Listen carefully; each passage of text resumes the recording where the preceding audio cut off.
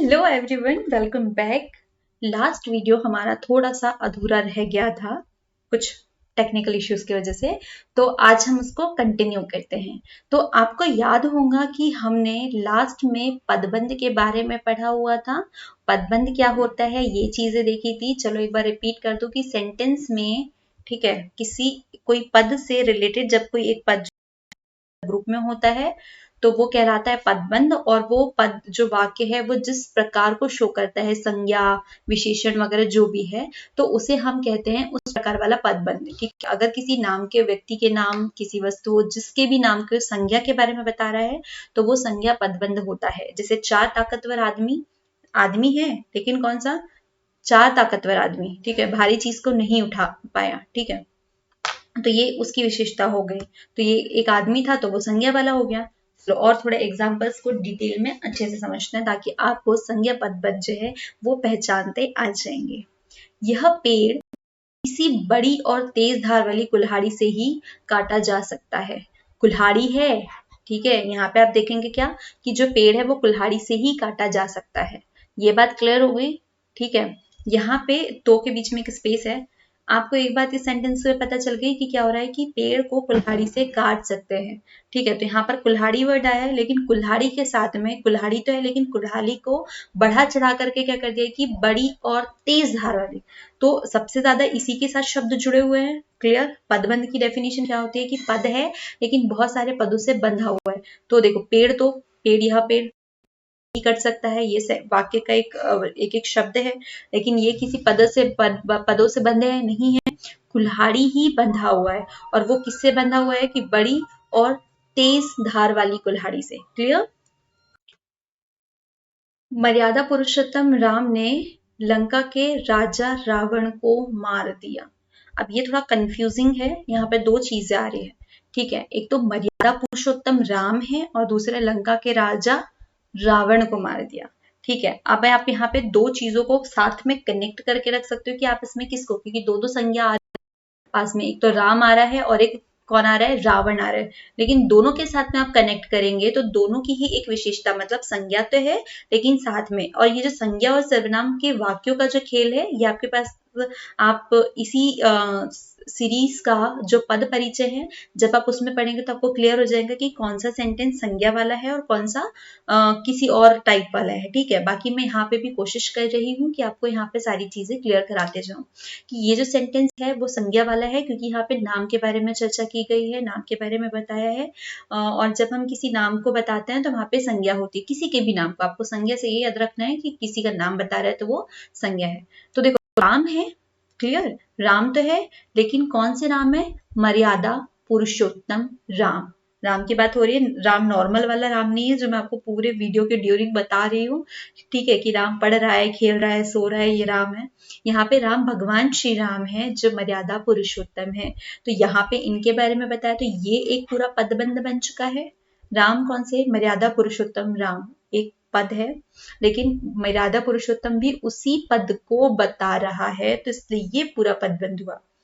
इसी तरीके से एक और नाम यहाँ पर आ रहा है रावण, लेकिन रावण आप इसी को संज्ञा लेंगे, लेकिन ये जो पद है, ठीक है, ये जो पद है ये सिंगल नहीं है, रावण है लेकिन कौन सा, जो लंका का रावण है, ठीक है, लंका का राजा है, सॉरी, लंका का रावण, ओके सॉरी, लंका का जो राजा है वो रावण की बात हो रही है, ठीक है। तो यहाँ पर हुआ मतलब रावण को और कौन सी चीजें डिफाइन कर रही है, लंका, ये उसी को बता रहा है कि लंका का राजा कौन है, रावण है, तो ये उसी को डिस्क्राइब कर रही है वो चीजें।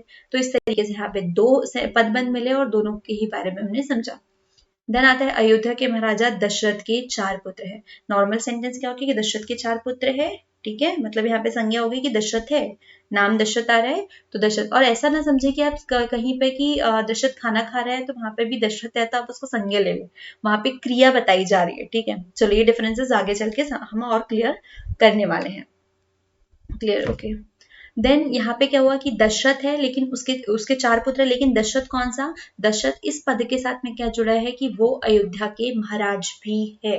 तो अयोध्या के महाराजा दशरथ के 4 पुत्र है। तो ये पदबंध आपको क्लियर हुआ कि कोई भी एक पद है उसको किस तरीके से कोई डिफाइन करने वाले और भी शब्दों से कनेक्ट होते हैं, तो ये मिलकर के एक चेन बना लेते हैं और इसी को आप पदबंध कहते हैं।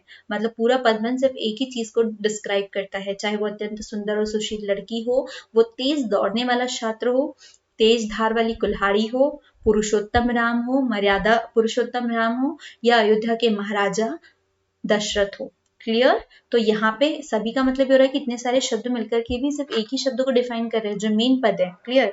तो इनके जो सपोर्टिव शब्द है वो इसके जो बंधु है, मतलब जो बंधु बने हुए ना आसपास के, तो इन सबको मिला करके हमने पद बंधु, मतलब पद है और उसके बंधु आसपास घूम रहे हैं, इस तरीके से समझ सकते हैं आप। तो वो हो गए पदबंध। लंका का राजा रावण बहुत विद्वान था, एब्सोल्युटली बहुत ज्यादा विद्वान थे। आपको पता होगा कि वो भगवान श्री शिव के भक्त थे, ठीक है, परम भक्त, जिसे कहते हैं ना कि भगवान शिव का मतलब जो शंकर जी थे, तो उनके सबसे बड़े भक्तों में से एक माना जाता है। और यही रीजन था कि जब रावण अपनी अंतिम सांसें गिन रहा था, तब राम ने लक्ष्मण को आदेश दिया था कि तुम इनसे कुछ न कुछ शिक्षा ग्रहण करो। भले वो दुश्मन था, तो ये मर्यादा पुरुषोत्तम की, मतलब हम कहते हैं ना कि हम राम को इतना क्यों मानते हैं, तो ये उनके गुण थे, या उनकी कहना चाहिए कि कुछ अच्छी बातें थी कि वो दुश्मन था, खुद ने ही उन्हें मारा है, खुद ने ही उसे मृत्युशैया पर लिटाया हुआ है, लेकिन फिर भी कह रहे कि भाई ये विद्वान था, तो इससे हमें कुछ ना कुछ तो सीखना चाहिए। तो इसलिए उन्होंने छोटे भाई को आदेश दिया था कि आप इनसे कुछ ज्ञान ले लें।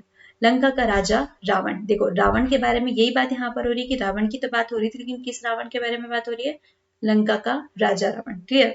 आकाश में उड़ता हुआ गुब्बारा फट गया। तो देखो गुब्बारा तो फट गया, लेकिन कौन सा? जो आकाश में उड़ रहा है। मैं खेल रही हूँ वो वाले गुब्बारे की बात नहीं हो रही, ठीक है, हम फुला रहे हैं, हम डेकोरेट कर रहे हैं, वो भी नहीं, जो आकाश में उड़ रहा था। तो इस गुब्बारे को डेकोरेट किसने किया? आकाश में उड़ता हुआ इस शब्द ने। तो ये पदबंध जो है वो बन गया कौन सा? संज्ञा पदबंध। और ये गया वो संज्ञा वाक्य कहलाया। नेक्स्ट पदबंध अब आपके पास में आया है विशेषण पदबंध। आपको याद होगा कि हमने सेंटेंस जो सेकंड सेंटेंस पढ़ा हुआ था वो क्या था? ये लड़की अत्यंत सुशील और पराक्रमी है। आई थिंक यही कुछ था, राइट?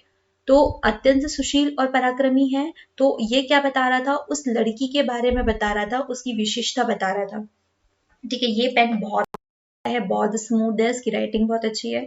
दैट मीन कि मैं इसके बारे में इसकी विशेषता बता रही हूँ, ठीक है, इसकी इंपॉर्टेंस बता रही हूँ, इसके जो भी अच्छे अच्छे फीचर्स है उसके बारे में बात कर रहे हैं।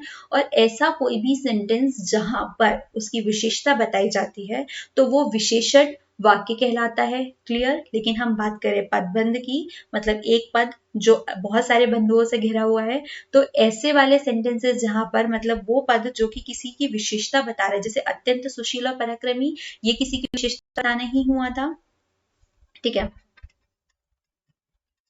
अत्यंत सुशील और पराक्रमी, ठीक है, तो ये उसकी विशेषता बता रहा था। तो ऐसे पदबंध क्या कहलाएंगे? विशेषण पदबंध। वह सर्वनाम की विशेषता बतलाता है, मतलब संज्ञा हो गई लेकिन उसकी विशेषता बता रहा है, ठीक है, संज्ञा और सर्वनाम की विशेषता बताता है, विशेषण का कार्य करता है, विशेषण पदबंध कहलाते हैं। पदबंध का शीर्ष अथवा अंत विशेषण हो और अन्य पद अभी सभी पद उसी पर आश्रित हो। देखो पदबंध की एक बात बहुत क्लियर है कि वहां पे वो पदों का तो ग्रुप होता है, जो पदबंध होते हैं उसमें बहुत सारे पदों का ग्रुप होता है, ठीक है, जैसे कि हमने एक सेंटेंस कुल्हाड़ी तेज धार वाली, ये आगे था तेज धार वाली कुल्हाड़ी, ठीक है, ये कुल्हाड़ी तो है लेकिन कौन सी है? तेज धार वाली। ये एक पदबंध का ग्रुप, ठीक है, पूरा यहाँ पे इतने सारे हैं, तो हम क्या तेज होने को इसका मेन पद माने? नहीं, हमारा पद है मेन कुल्हाड़ी और हम कुल्हाड़ी के बारे में बता रहे हैं। कुल्हाड़ी जो कि तेज धार वाले, ये तेज धार होना उसकी क्या है? विशेषता है। क्लियर? तो ये जो है इतने सारे, तो मतलब इतने सारे पद तो है लेकिन उसमें पूरी विशेषता जो है वो किसी एक पद की ही होती है, या एक पद को ही डिफाइन करते हैं। तेज धार होना, अत्यंत सुशील होना, तेज दौड़ने वाला होना, लंका का राजा होना, तो ये सब एक ही को डिफाइन कर रहा है, रावण को डिफाइन कर रहा है कि रावण कौन है जो लंका का राजा है, दशरथ कौन है जो कि अयोध्या का राजा है, राम कौन है जो मर्यादा पुरुषोत्तम है। तो वहां पे एक ही चीज को, एक ही पद को डिफाइन किया जाता है बाकी शब्द के द्वारा, ठीक है।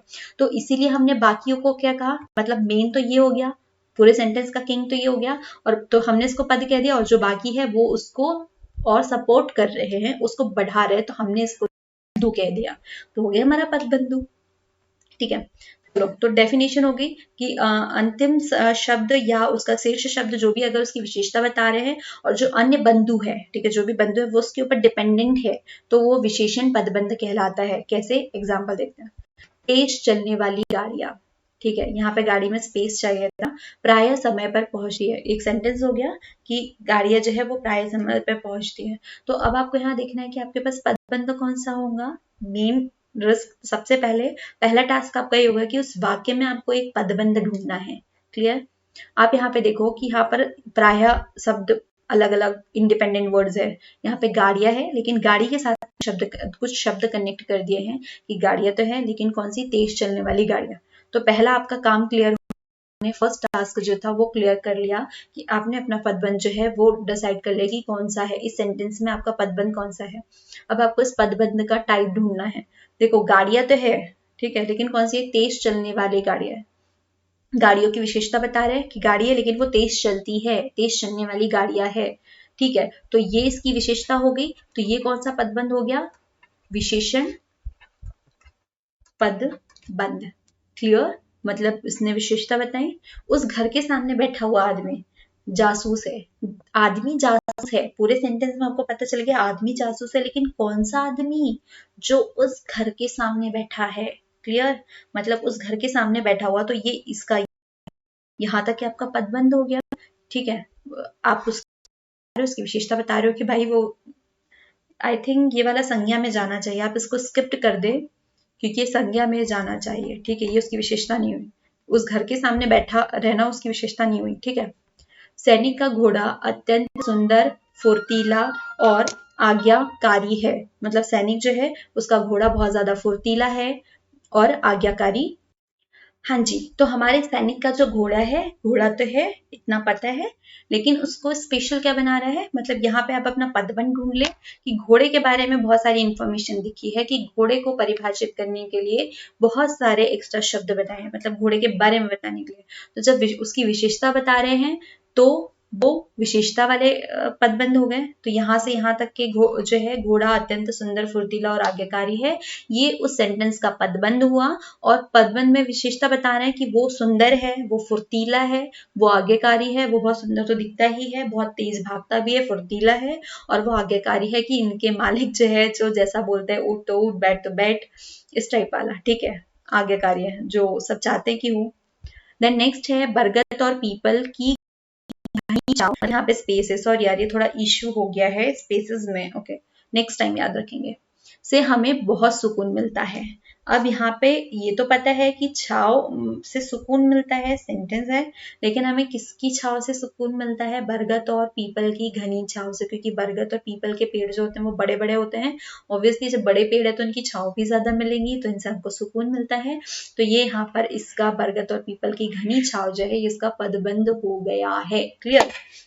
चलो, तो संज्ञा पदबंध हो चुका है, विशेषण पदबंध हो चुका है। अब हम हमारी गाड़ी आगे बढ़ाते हैं सर्वनाम की ओर। तो आपको सर्वनाम के बारे में पता होगा कि सर्वनाम क्या होता है, ठीक है। आप जब रिपीट करें, ओके, जिस तरीके से हमने संज्ञा पदबंध पढ़ा है, हमने विशेषण पढ़ा है, तो अब किसी भी सेंटेंस में जहां पे सर्वनाम यूज हो रहा है तो वहां पर आप, है ना, तो उससे उस पद से रिलेटेड जो है जितना, तो वो क्या कहलाएगा, आपका सर्वनाम पदबंध। अब सर्वनाम पदबंध पढ़ने के लिए आपको सबसे पहले सर्वनाम की डेफिनेशन पता होनी चाहिए, और ये डेफिनेशन हम पद परिचय में पढ़ चुके हैं, लेकिन हमेशा की तरह हम फिर से रिपीट तो जरूर करेंगे, क्योंकि अभी हम जो टॉपिक पढ़ रहे हैं हम उसको अधूरा नहीं छोड़ सकते एक छोटी सी डेफिनेशन के भूलने की वजह से, ठीक है। तो सर्वनाम क्या होगा, यहाँ पे आप देखें, यहाँ पर एक शब्द आया है नाम, ठीक है, सर्वनाम। अब नाम आया है और उसके सामने हमने कर दिया है सर्व। आपको नाम याद होगा कि नाम को मैंने कहाँ पर आपको यूज करना बताया था, संज्ञा की जगह पे, कि संज्ञा मतलब कोई भी नाम आता है तो संज्ञा होता है, ठीक है। आप किसी को भी, ये मोबाइल है, ये है, मतलब किसी भी वस्तु, प्राणी, जगह, स्थान वगैरह है ना, उन सबके नाम को आप संज्ञा कहते हैं। तो यहाँ पे नाम से तो क्लियर हो गया कि भैया संज्ञा के बारे में बात हो रही है, क्लियर। लेकिन यहाँ पर आगे सर्व, मतलब जहां पे भी संज्ञा के बारे में बात करते हैं, ठीक है, मतलब उसको रिप्लेस करते हैं। जैसे वो श्याम है, ठीक है, राम है और वो वहां जा रहा है, तो राम हम बार बार रिपीट नहीं करेंगे कि राम है, राम यहाँ बैठा है, राम यहाँ बैठा है और वो वहां जाने लगा है, वहां जा रहा है, तो हम उसको एक शब्द से रिप्लेस कर देते हैं अपने सेंटेंस में बार बार आने वाले, तो इन्हें हम कहते हैं सर्वनाम। मतलब नाम है तो संज्ञा ही, लेकिन हम उनको किसी और नाम से, मतलब बार बार रिपीटेशन उसका कम हो तो हम उसको बदल देते हैं, तो वो हमारा हो जाता है सर्वनाम। जैसे शेर की वही मैं ज्योति आपको पढ़ा रही है और वो आपको हिंदी पढ़ाती है, क्लियर, कि ज्योति है लेकिन ज्योति आपको पढ़ा रही है, ज्योति आपको हिंदी पढ़ाती है, ज्योति ऐसा पढ़ाती है, ज्योति वैसा पढ़ाती है, तो आप ऐसे तो नहीं लिख सकते हैं। आप उसको रिपीट करेंगे ना कि वो ऐसा पढ़ाती है, उनने ऐसा पढ़ाया, वो अब ये पढ़ेंगी, वो पढ़ाएंगी, उन्होंने पहले हिस्ट्री पढ़ाया, फिर पहले पॉलिटी, फिर हिस्ट्री, अब आपको हिंदी पढ़ा रही है, तो इस तरीके से लेंगे। आप बार बार सेम नाम यूज नहीं करेंगे, तो नाम को बार बार यूज करने से बचने के लिए आप सर्वनाम का प्रयोग करते हैं। वो, सब, उन्होंने, तुमने, मैंने, हमने, इस टाइप के वर्ड्स जो होते हैं वो सर्वनाम कहलाते हैं। अब यहाँ पे आप सर्वनाम को कैसे समझे ये देखते हैं।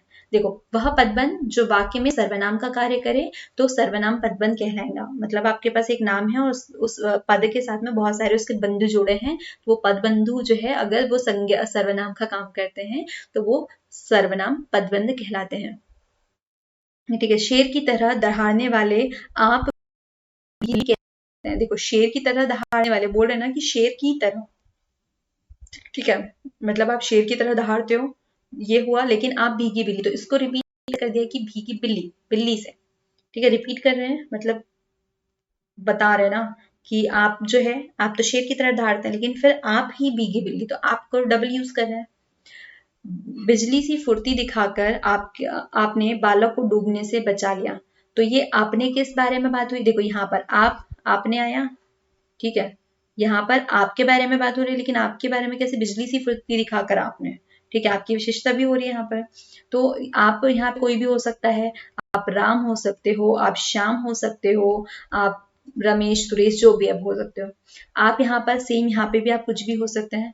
भाग्य का मारा मैं, यहाँ पे फिर मैं आया, मतलब सर्वनाम, जहाँ पे भी आपका संज्ञा की जगह आप कोई ऐसे वर्ड यूज कर रहे हो, क्योंकि संज्ञा में क्या होता है, आप नामों को यूज करते हैं, ठीक है। शेर की दहाड़ने की तरह सुरेश भी की बिल्ली कैसे बन गया, ये भी था ना, लेकिन सुरेश की जगह हमने आपको, क्योंकि हम बातें कर रहे हैं तो हमने आप यूज कर लिया। बिजली सी फुर्ती दिखा करके श्यामा ने अपने बालक को बचा लिया, लेकिन श्यामा को हटा करके हमने क्या कर दिया, यहाँ पर आप कर दिया, क्योंकि हम आपस में बात कर रहे हैं, तो हमने श्यामा को हटा के सर्वनाम लगा दिया। तो जहाँ पे संज्ञा को रिप्लेस किया जाता है लेकिन सेम मीनिंग के साथ में उसी के बारे में बताते हैं। आपने किस में ऐसा तो नहीं हो रहा ना कि श्यामा बालक को डूबने से बचा ली, ठीक है, ये था। हम किसी और को तो इंडिकेट नहीं कर रहे हैं, क्लियर। भाग्य का मारा मैं कहाँ पहुंचा, ठीक है, मैं मेरे बारे में ही बात कर रही हूँ, ये किसी ना किसी तरीके का नाम ही हुआ, क्लियर। आई होप आपको सर्वनाम समझने में दिक्कत नहीं आई होगी, लेकिन फिर भी मतलब जहाँ पे आपको डाउट्स हो सकते हैं वो मैं आपको अगेन क्लियर करा रही हूँ। क्लियर, देखो यहाँ पे मैंने क्या कहा कि जहाँ पे भी संज्ञा होती है, क्योंकि अच्छा, ये समझने के लिए आपको सबसे पहले सर्वनाम की डेफिनेशन क्लियर होनी चाहिए। जहाँ पे भी संज्ञा आती है तो संज्ञा के बार बार रिपीटेशन को बचाने के लिए हम सर्वनाम करते हैं। एक बात क्लियर हो गई। सर्वनाम कौन कौन से हो सकते हैं, मैं, आप, तुम, वो, ये, वो, उन्होंने, जिन्होंने, इस टाइप के वर्ड्स हो गए, क्योंकि ये वही हो रहे हैं ना, हम उसको रिपीटेशन को बताने के लिए कि अच्छा, दिल्ली से आए वाले लोग, जिन्होंने, वही हम बार बार तो नहीं हो रहे हैं, दिल्ली से आए वाले लोग, उनने ऐसा किया, फिर हम ऐसे करें, उनने, जिन्होंने, इस टाइप के जो है, इस तरीके से ही आप यूज करेंगे। मैं वहां, मतलब ज्योति ने पढ़ाया और उनने ऐसा पढ़ाया, इसी तरीके से बात करेंगे कि आप उस नाम को बार बार रिपीट ना करने के लिए आपने उसको सर्वनाम की तरह कोई ना कोई शब्द यूज किया है। तो जहां पे भी सेंटेंस में इस टाइप के वर्ड्स आ रहे था वो आपके सर्वनाम विशेषण हो गए। आप, ठीक है, आपने, अब आपको क्लियर हुआ हो। शरारत करने वाले छात्रों पकड़े गए। ठीक है, कुछ, ये कुछ कोई भी हो सकता है, रमेश, सुरेश, राम, कोई भी हो सकता है। चोट खाए हुए तुम भला क्या खेलोगे, मतलब चोट खाए हुए हैं तो यहाँ पर तुम जो है वो किसी ना किसी नाम को ही रिप्लेस किया हुआ है, और ये नाम जो है तुम, लेकिन तुम, ठीक है, आप भूलने लगे हो तो मैं रिपीट करा दूं, अग्नि याद दिला दूं कि यहाँ पर तुम स्पेशल है, तुम भला क्या खेलोगे, बात तो ये हो रही सेंटेंस में, लेकिन तुम कौन, तुम जो चोट खाए हुए हो। क्लियर। शरारत करने वाले छात्रों में से कुछ छात्र पकड़े गए, मतलब कुछ पकड़े गए, देखो छात्रों में से कुछ छात्र तो पकड़े गए, लेकिन कौन से, जो शरारत करने वाले छात्र थे उसमें से कुछ, तो ये कुछ के साथ में ये जो है वो पदबंध हुआ, मतलब जो थोड़ा बड़ा वाला दिख रहा है ना वो पदबंध हुआ है। ठीक है, जो नॉर्मल, ये देखो इसका थोड़ा साइज कम हो गया ना, तो ये नॉर्मल है सेंटेंसेस में। तुम चोट खाए हुए तुम भला क्या खेलोगे, तो तुम, ठीक है, तुम यहाँ पे पदबंध का वो मेन पद है, और उसके बंधु कौन है, चोट खाए हुए। विरोध करने वाले लोगों में से कोई नहीं बोला, ठीक है, कोई नहीं बोला ये तो पता है, लेकिन कौन कोई नहीं बोले, वो जो विरोध कर रहे थे उसमें से कोई भी नहीं बोला, तो लीडर ये है और इनके बंधु ये सारे हैं। आई होप आपको यहाँ पर फिर से अगेन पदबंध की डेफिनेशन भी पता चली होंगी और सर्वनाम पदबंध के बारे में भी पता चला होगा। अब नेक्स्ट आते हैं अब हमारे क्रियापदबंध के ऊपर। क्रियापदबंध सबसे इजीएस्ट है, क्योंकि यहाँ पर आपको क्लियरली पता चलता है कोई भी पद जहाँ पे क्रिया के बारे में बात हो रही है वो क्रिया वाला वाक्य या क्रियापद कहलाता है। ठीक है, वो पद जहाँ पे क्रिया के बारे में बात हो रही है वो क्रिया कहलाएगा। तो अब वो पदबंध, मतलब पद बंध में पद जो है मेन और जो बंधु, ये सारे बंधु मिलकर के बता रहे हैं कि यहाँ पे कोई क्रिया हो रही है, तो वो पदबंध जो है वो क्रिया पदबंध कहलाएगा। चलो थोड़ी सिस्टमैटिक डेफिनेशन पढ़ें। वह पदबंध जो अनेक क्रियापदों से मिलकर के बना है, मतलब वही बताया मैंने कि पूरे पदबंध जितने हैं वो मिलकर कि हम कोई काम कर रहे हैं, क्रिया पदबंध कहलाते हैं। क्रिया पदबंध में मुख्य क्रिया पहले आती है, उसके बाद अन्य क्रियाएं मिलकर के एक समग्र इकाई बनाती है, और यही क्रिया पदबंध है। क्लियर। जैसे वह बाजार की ओर आया होगा, ठीक है, आया होगा, ठीक है, मतलब बाजार की ओर, यहाँ पर क्या बात हो गया, बाजार की ओर आया, मतलब आया है लेकिन किस ओर आया है, बाजार की ओर। मोहन, मुझे मोहन छत से वो दिखाई दे रहा है। सोहन नदी में डूब गया, अब दरवाजा खोला जा सकता है। तो यहाँ पर सारी कोई ना कोई क्रिया के बारे में बात हो रही है, तो ये सारे पदबंध किससे रिलेटेड हो गए, क्रिया पदबंध से हो गए। चलो आपका इंतजार अब यहाँ पे खत्म होता है, क्योंकि ये हमारा लास्ट वाला पदबंध बचा हुआ है, अव्यय पदबंध। अब अव्यय पदबंध क्या होते हैं, जाहिर सी बात है कि जिस पदबंध में, जिस वाक्य में जो पदबंध है उस वाक्य का पदबंध जो है वो अव्यय की तरह काम करेगा, तो वो अव्यय पदबंध कहलाने वाला है। में अव्यय काम करता है, अव्यय पदबंध कहलाता है। इस पदबंध का अंतिम शब्द जो है वो अव्यय होता है। कैसे देखें, अपने सामान के साथ वह चला गया, सुबह से शाम दुकान से लौटकर जाऊंगा। अब इन सारे सेंटेंसेस को आप ध्यान से पढ़ें। देखो आपने सेंटेंसेस अच्छे से पढ़ लिए, अब आपको एक बात क्लियर होनी चाहिए कि हमने बात की है कि जब जिस वाक्य में अव्यय आते हैं वो पदबंध अव्यय का काम करता है, तो वो वहां पर अव्यय पदबंध होते हैं। अब अव्यय कौन से है भैया, आपको वापस जाना पड़ेगा पद परिचय के ऊपर। पहले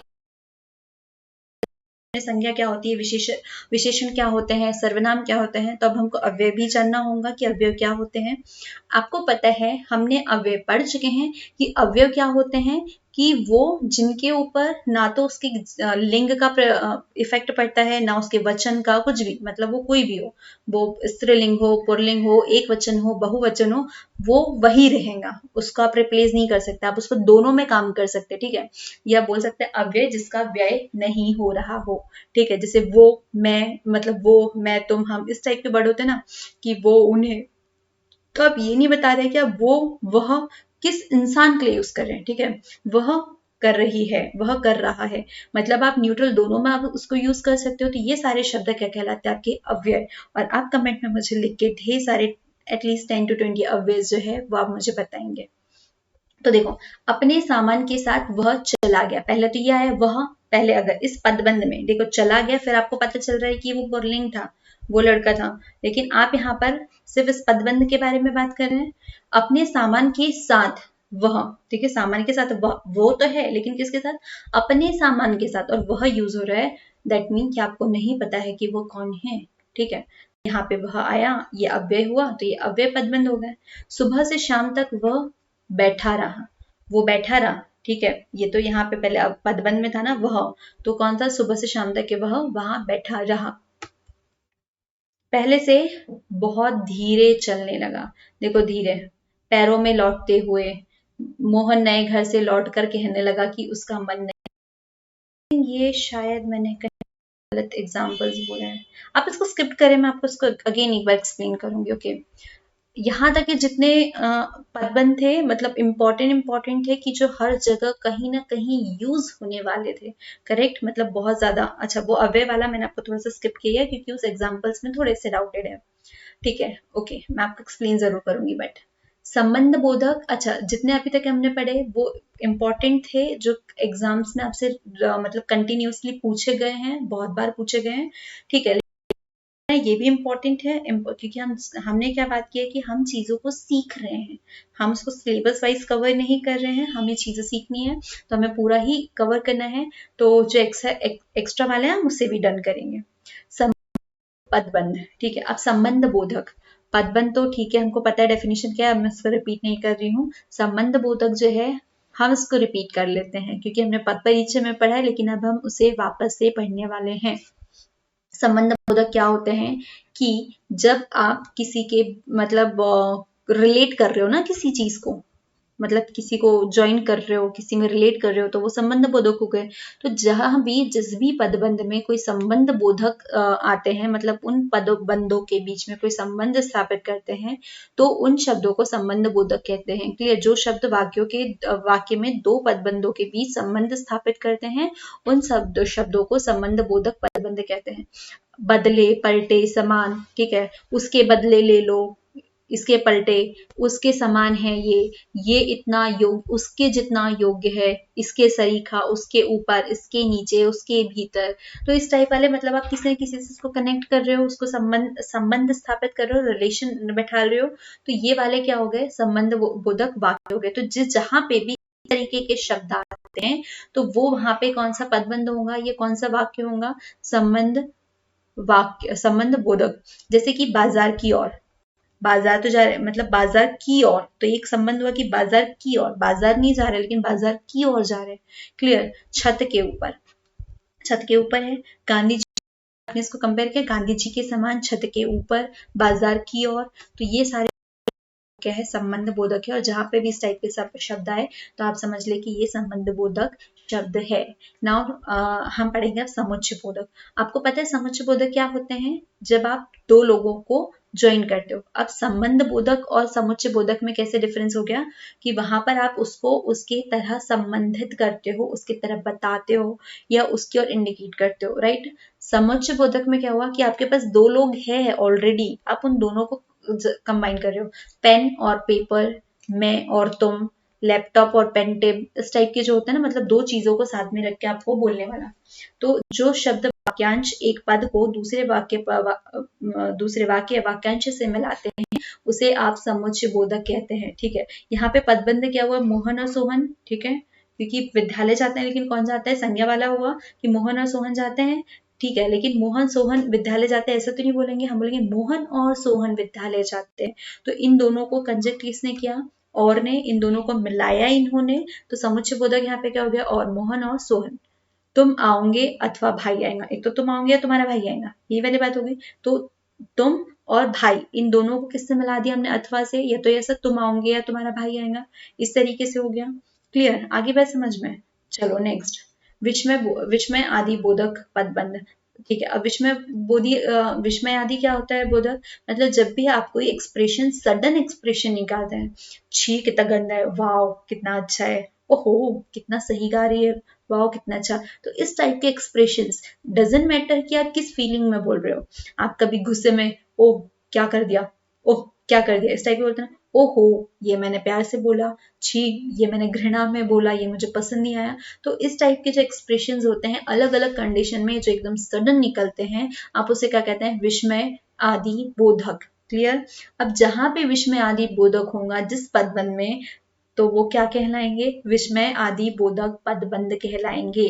ठीक है, किसी वाक्य में हर्ष, शोक, विस्मय, लज्जा, ग्लानि आदि मनोभाव को व्यक्त करने वाले शब्द विस्मय आदि बोधक पदबंध कहलाते हैं। हो गया क्लियर? आहा, आज तो मिठाइयाँ बन रही है, मतलब कितना आहा, वाह, आज तो मिठाइयाँ बन रही है, कितने खुश है। हाँ बिल्कुल, एकदम से हाँ बिल्कुल, मैं तो सच कह रहा हूँ, इस टाइप का होता है, हाँ बिल्कुल। तो ये एक विस्मय बोधक, और इसकी पहचान क्या होंगी कि होंगे, ठीक है, और उसके साथ में एक विस्मय बोधक चिन्ह ये बना हुआ होगा। क्लियर? इस टाइप का मैं एक बार फिर से बनाती हूँ।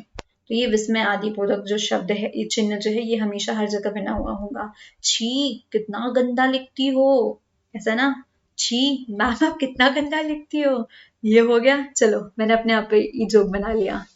तो ये हो गए हमारे विस्मय आदि बोधक पदबंध। आई होप आपको सारे जितने भी पदबंध है वो समझ में आए होंगे, उनकी डेफिनेशन समझ में आई होंगी, हम उसको किस तरीके से यूज कर सकते हैं। मैंने आपको यहाँ पर पदबंध की डेफिनेशन जो है, सॉरी एक सेकेंड, ठीक है, पदबंध की डेफिनेशन आप उसे किसी वाक्य में कैसे पहचान सकते हैं, वो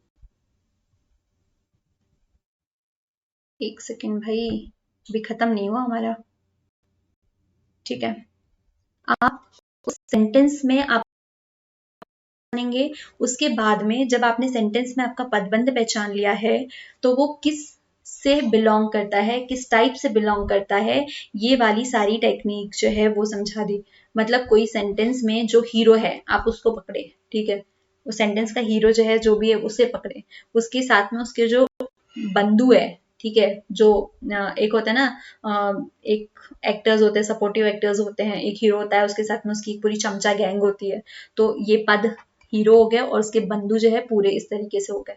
मतलब पद को और ज्यादा बढ़ाने वाला और ज्यादा डेकोरेट करने वाला वो होता है, उसके बंधु वाले जो पद हैं वो होंगे। ठीक है, तो ये पदबंध हो गया, और वो जिस तरीके से इंडिकेट कर रहा है, वो किसी के नाम को बता रहा है तो वो संज्ञा हुई, वो क्रिया बता रहा है तो उस क्रिया हुआ, वो किसी अव्यय के बारे में बता रहे तो अव्यय हुआ, किसी की विशेषता बता रहे तो विशेषता पदबंध हुआ। तो इस तरीके से था, और मुझे उम्मीद है कि आपको समझ में आया होगा, और नहीं आया है तो प्लीज आप कमेंट में अपना डाउट डाल सकते हैं। मैं अगेन आपको ये सारी चीजें समझाने के लिए रेडी हूँ। तब तक के लिए थैंक यू।